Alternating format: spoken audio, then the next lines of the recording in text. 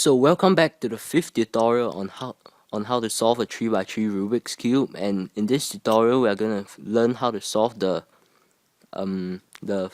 second layer. So keep your eyes peeled. And some of you might think solving the second layer is easy, as you can just do this, turn it, and do this. But no, you screw this up, although you solve it. So you can't do it this way. So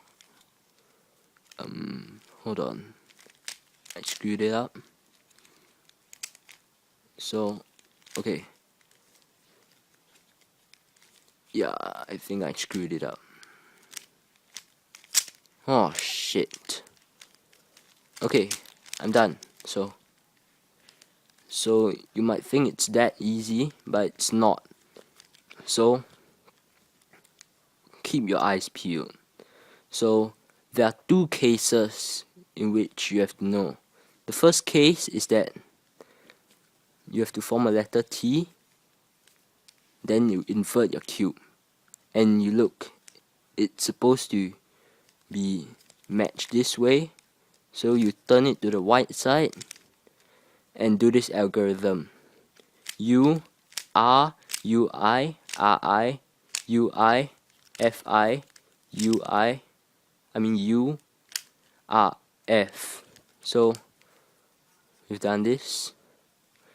And the second case is that this is on the right side, and you have to do this: U I F I U F U R U I R I, and you have done it. You solved it. So you have to solve the others too. So do this. Just do the same algorithms to solve it, and you'll be on the right track. So, and just in case you meet this type of case when you solve all the other center edge pieces, just do any of the algorithms you're comfortable with, and to